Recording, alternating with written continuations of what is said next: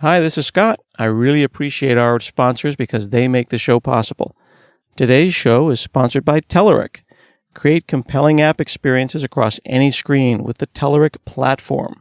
Telerik's end-to-end platform uniquely combines industry-leading UI tools with cloud services to simplify the entire app development cycle. Telerik offers everything .NET developers need to build quality apps faster. Try it free at telerik.com/platform. That's telerik.com/platform.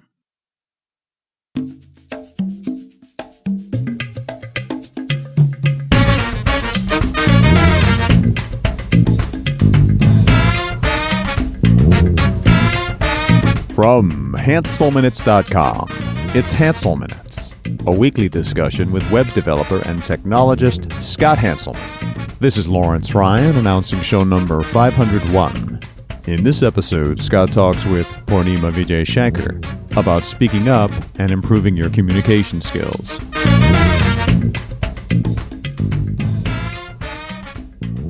Hi, this is Scott Hanselman. This is another episode of Hansel Minutes, and today we're talking with Poornima Vijayashanker from Femgineer. How are you?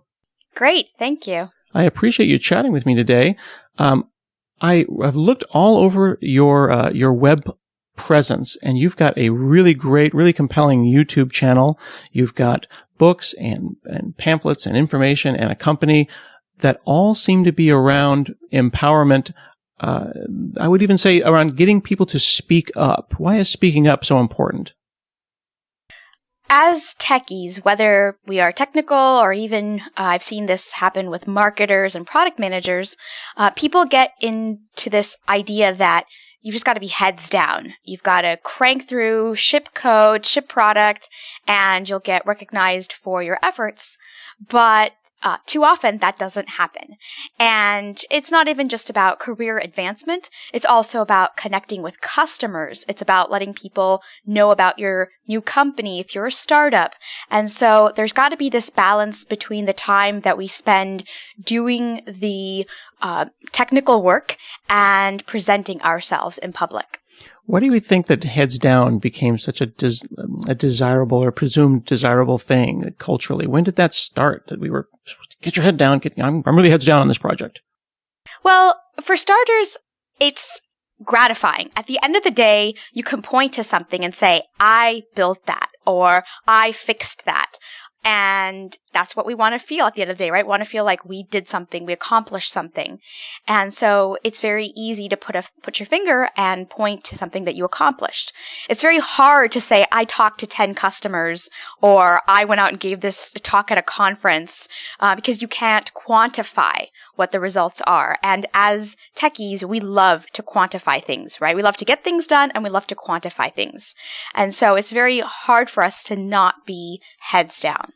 You know, that you've really nailed, that's my job right now, before it was tests, passes, and lines of code written. But after this, I'm going to go into downtown Portland. I'm going to talk at a conference. I'm going to, what do I say? Touch the lives of 50 people and they all seem to appreciate what I had to say. How do you quantify that in a way that makes you feel like your boss is not going to fire you? Yeah, you don't. I mean, the purpose isn't to quantify. The purpose is to take a time out to go out and actually do some qualitative work, meaning talking to customers, seeing how they're reacting to your product, or going out and spreading the word about your product, your company, whatever, and seeing how people respond to it. And it's important to have this balance between the qualitative and the quantitative and to get that feedback. So it's not always about measuring, but it is about taking a time out to hear what other people think of our products, and to make that one-on-one connection. Is that something that every engineer should do? I think on some level, I think it comes down to, what their responsibilities are. If you are an individual contributor and your goal is to ship product, then it's fair to say you would set a goal of maybe one talk a quarter, or at least one talk every 6 months, because you're definitely on the assembly line. Versus you're a VP of engineering or you're a CTO, your job is to recruit, or at least one of the main goals of your job is to recruit. So it's important for you to be out there speaking and spreading the word about your company. So it does come down to, I think, a job role or job function. But that's not to say that the engineer couldn't speak as many times as they would like, or the CTO or VP of engineering couldn't be writing some level of code. But I think it's important that everybody takes the time out to do something as simple as speaking up in a meeting or doing a user group. So you're advocating for people to be well-rounded. Yes, definitely. Do you find that to be a challenge? Has that been a challenge historically for you? I think for me, it has not been a challenge. Whether or not it's been rewarded is a different conversation. And I think that's where a lot of people feel like, even though they may be open to speaking up, whether it's in a meeting or at a conference, they either feel like people are going to see it as a waste of time, like you mentioned, you can't quantify it, or they might even be shot down. Their ideas might not be heard. So over time, they stop doing it as much. So we can kind of get into what that means, but I think people generally initially want to be well-rounded. Not everyone's like, oh, I'm just going to write code forever, right? They understand the importance of talking to customers, getting feedback, talking to their teammates. But I think over time, they start to become more and more reclusive. Yeah, and I don't think anyone wants to. I mean, there are people, and I have been on you said the assembly line. No one aspires to the assembly line, right? They would like to be a part of the larger machine, an appreciated and a valued member of the team. They recognize that you have to put your heads down sometimes and crank out some code, but I don't think anyone aspires to top out at the assembly line. Right. So speaking up is extremely important, do you think? Is it important because it feeds someone's spirit, or is it important because it is going to help their career? Why should someone speak up? Why can't I just be quiet? Well, I think it's multifaceted. It's not just one thing, right? So I think the first is, regardless of what we say, people need to be heard. Their ideas need to be heard, whether it's a good idea or not. In a traditional brainstorming session, one of the golden rules is everybody gets to chime in and ideas will not be judged, right? We save that for later on when we're paring down, figuring out what's feasible, etc. But in general, people need to feel like they're heard, and the same thing happens in a post-mortem session.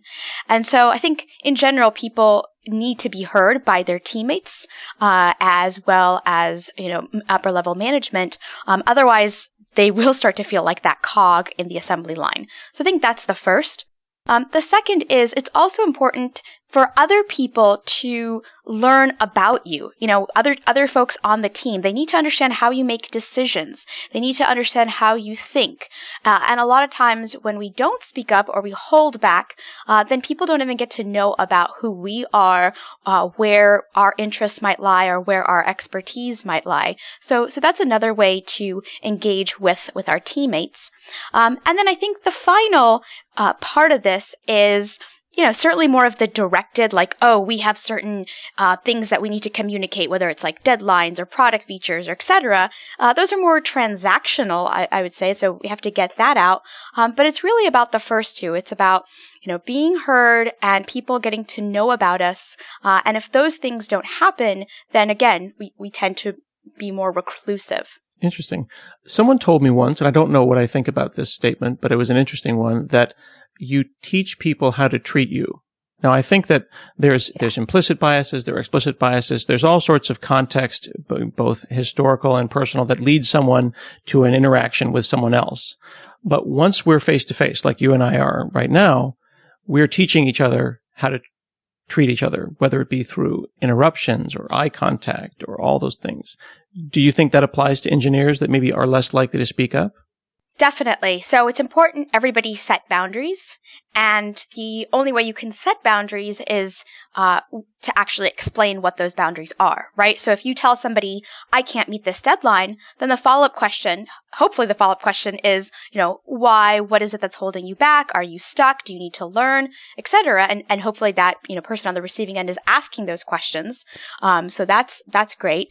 But I think the other part is, our teammates, our bosses, are not mind readers, and they they don't know if we're being overworked or if we are stuck. So it's up to us to speak up. Now, mind you, there are some toxic teams out there. I understand where even if you say this, they won't recognize it, but it's still your job to initiate. And if it's not recognized, then, finding an environment where it will be recognized. Yeah, it is challenging. Sometimes when there are interactions, you may not necessarily be responsible for a bad interaction, but you're accountable for how you decide to deal with that going forward. Yep. Now, you have got, your company does online training and books and all sorts of stuff, but one thing that you do that I think is really interesting is you have a online training that is on being a confident communicator. So this is like a course that someone could take if they wanted to go out and become a public speaker and do user groups or do big conferences. Exactly, yeah. So the goal of that course is to take you from either you haven't done any speaking before or you've done some and you really want to do more, whether that's internally at your company, onboarding new employees or customers, or you want to be more public facing. You want to get out there, be on the conference circuit, and, talking to folks. So we walk you through the course step by step to get you to a point where at the end you have developed a lightning talk as well as a long form talk around an area of expertise. Now, you might not know what your area of expertise is coming in, and that's okay, because part of the course is to teach you. A lot of folks have trouble with that. They might have been coding for 2 years, 20 years, and they don't feel like they're an expert. But if I recall one of your previous podcasts, you said, you're an enthusiastic amateur. And so our goal is to get people to feel like an enthusiastic amateur, and hopefully better than that, but to figure out what that particular enthusiasm is, like what the topic is that they want to speak about. And it's okay. Like, it's important to say that out loud. It's okay for amateurs to talk about an area that they are enthusiastic about. You don't have to be an expert to give a talk on a topic. Totally. And the reason is because, when I first graduated from college, I got invited to speak a lot. And I was a little bit stunned because I was like, 2 years out of college. But a lot of people said, well, we want you to come because, and speak to college kids because they're just like you and they can see what life would be like 2 years from now.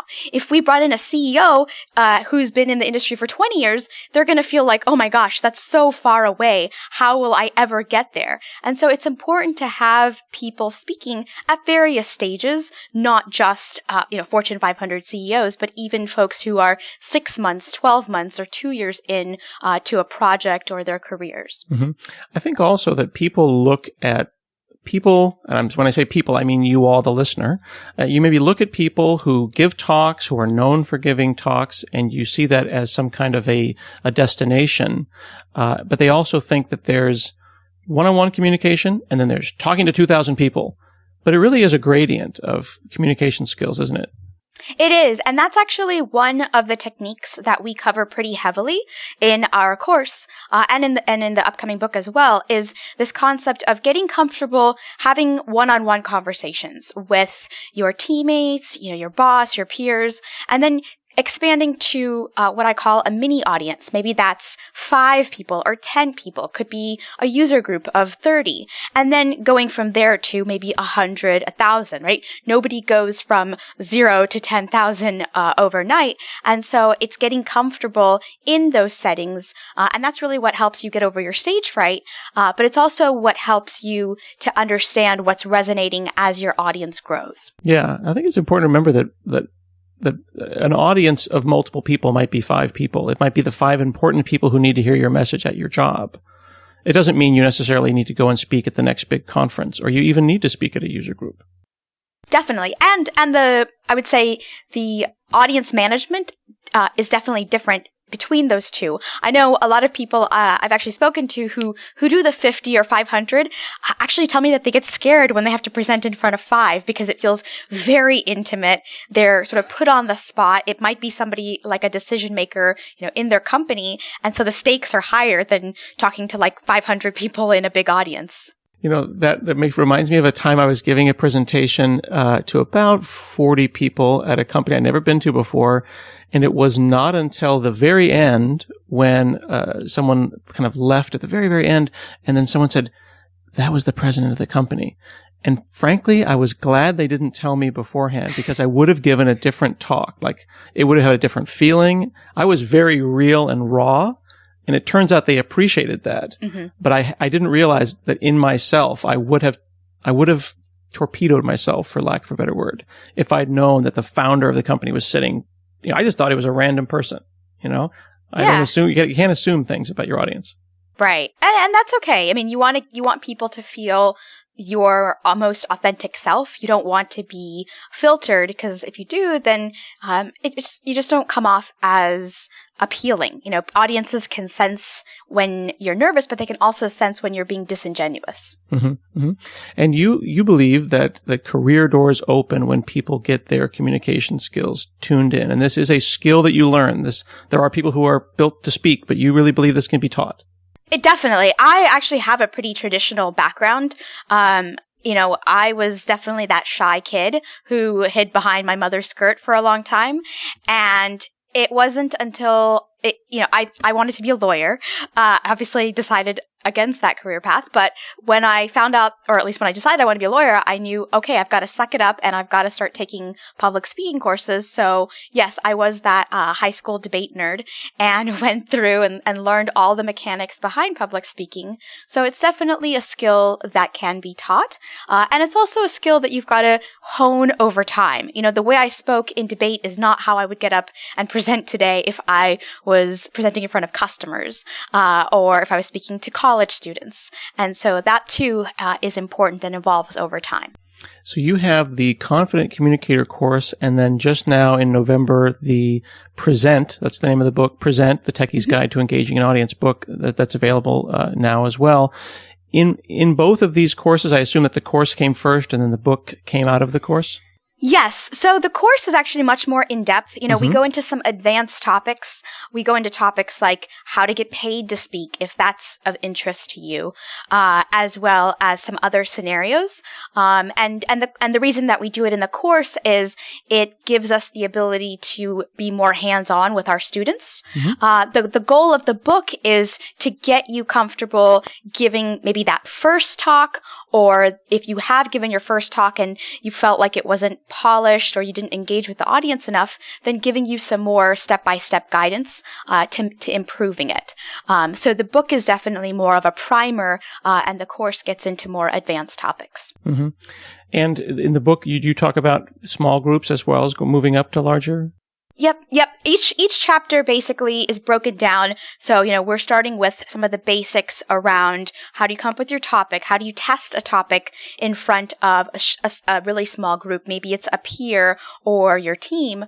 And then going from there to creating a short outline to practice from, how to then go and speak to initial set of people and then grow your audience from there. So we're walking you through step by step to get you to a point at the end of the book where you have that final talk. And there are exercises in the book to guide you through that entire process. So at the point that you are now, you said that on the way from high school up until now, you went through the high school debate direction. Now, I went through drama, so I was actually, a lot of people don't realize, I actually lettered in drama. So I have a high school letterman's jacket that people assume means I have some ability at sports. It, in fact, means nothing of the sort. I lettered in drama. Have you noticed any difference between the kinds of skills that one would develop in a dramatic or in an on-stage kind of a sense versus doing debate, or are they the same thing? Well, debate is very aggressive, right? Your whole goal during that, hour or however long a session is to come off super confident, and you're almost talking at people the majority of the time. There's some level of softening, but in general, I would say it can be very aggressive.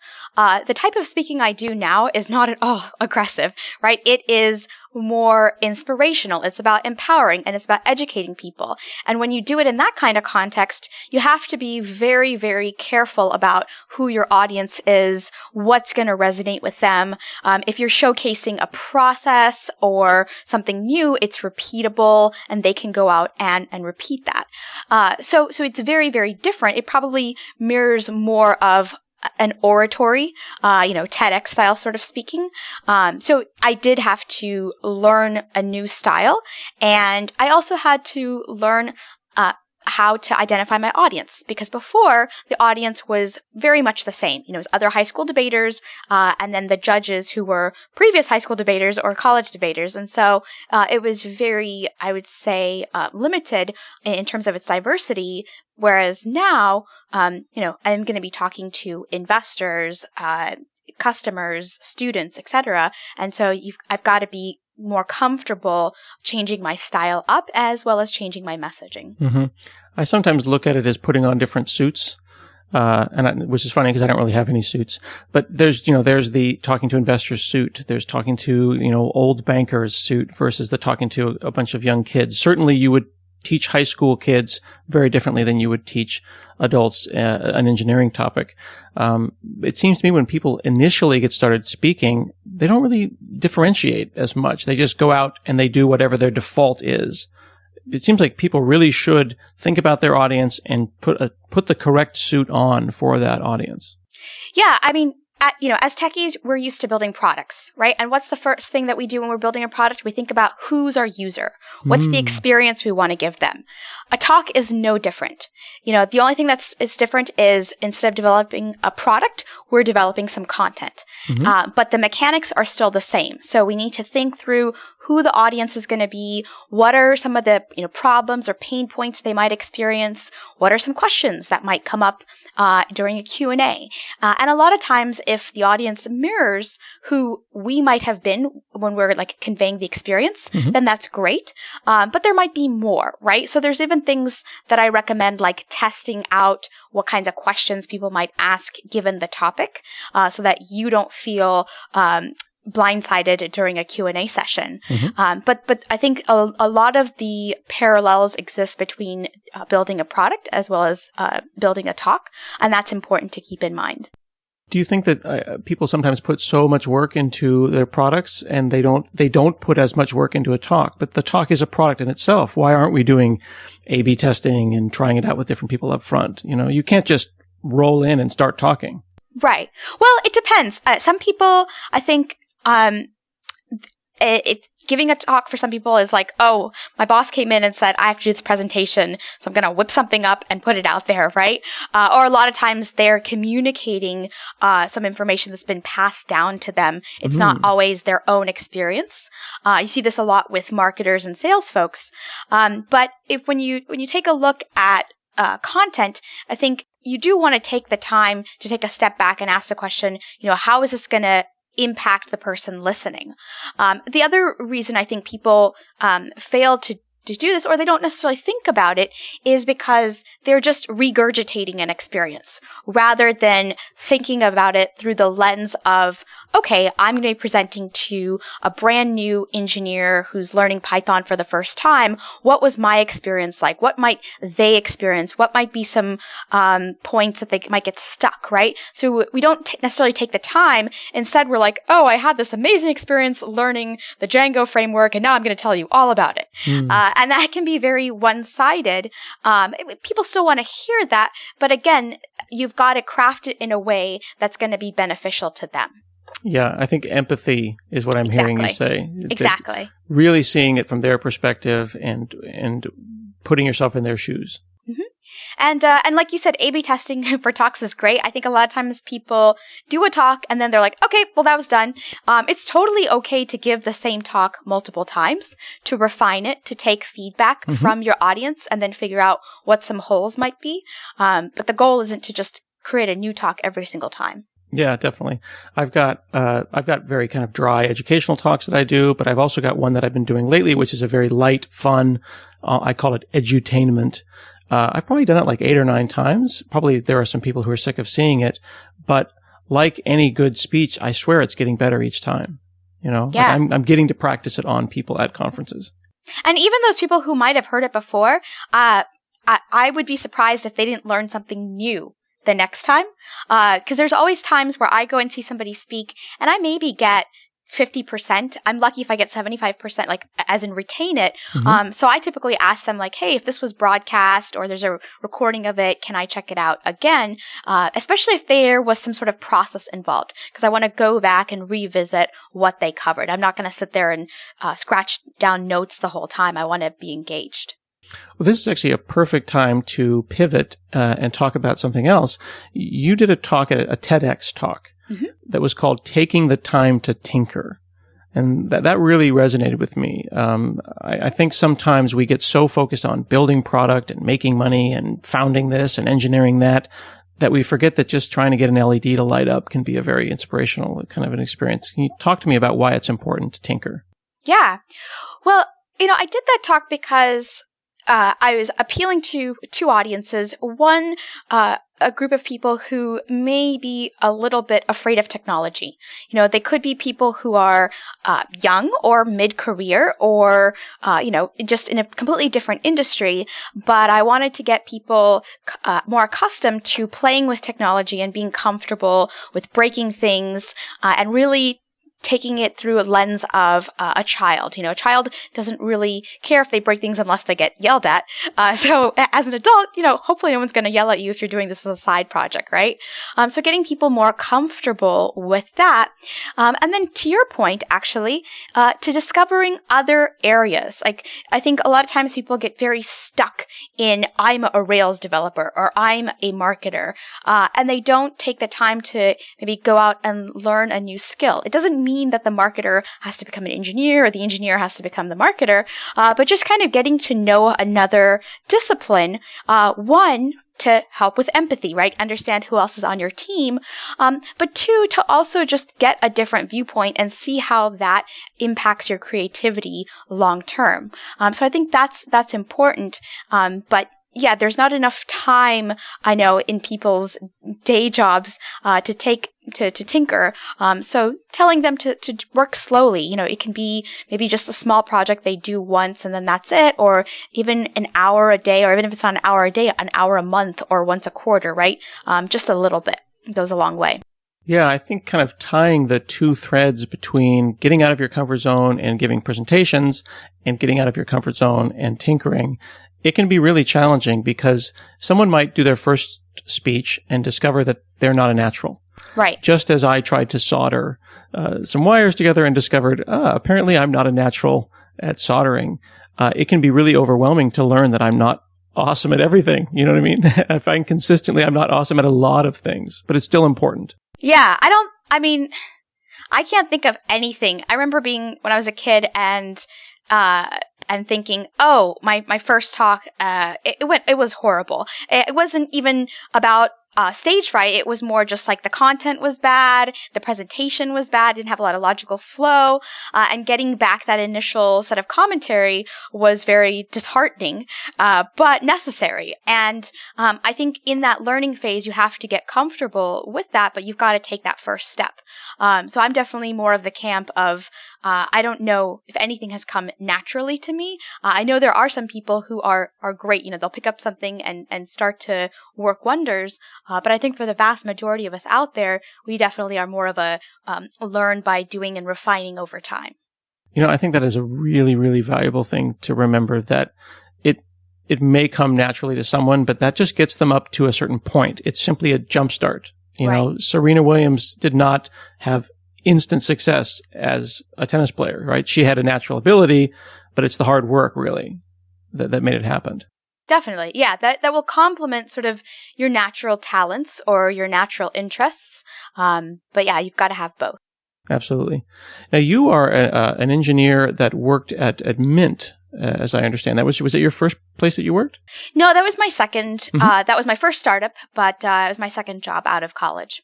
And you have a double major in both electrical engineering and computer science. Correct. And while you were at Mint, is it true that you were the only woman on the staff at the early startup times? Yes, I was the only woman engineer. We did have some other women in business functions, like the chief marketing officer, and in business development. So there were other women on the team, but I was the sole female engineer. Mm-hmm. And was it that fact that it caused you to start Femgineer? So at the time, this was back in 2007, I wanted to get back into writing, and a couple friends of mine who were working at the company definitely encouraged me to start blogging. They were like, "Oh, it's what all the cool kids are doing." So I thought, okay, why not? and you always get into this conundrum of like what to call a blog or what to call a domain. Right. And certainly Poornima was going to be ridiculous, right? Just to search, to type in. I knew it would be. And I just thought about, what do I want to talk about? Well, I really want to talk about being an engineer, being in startups, building products. And since I just identified as like, hey, I'm female and engineer, why not call it Femgineer? That's how the name came out of it, and it kind of stuck to the theme of what I was working on at the time. It's very cool. And now it is an education company, and you have a partner, and you're creating content and classes and all sorts of stuff. Exactly. That's fantastic. So your book, Present, I'll put again a link in the show notes, but it's up you can see it at femgineer.com/present-book, is out now. And can people get it on Amazon as well? I think it'll probably be another month before it's out on Amazon, but they can definitely get it on the site that you mentioned. Very cool. There's a lot of great resources, and I would really encourage people, by the way, just a compliment to you and a direction to the listener. Your YouTube channel is really great. There's lot of really good advice on your channel, and it's very professionally done. Thank you. Thank you so much for chatting with me today. You're welcome. This has been another episode of Hansel Minutes, and we'll see you again next week.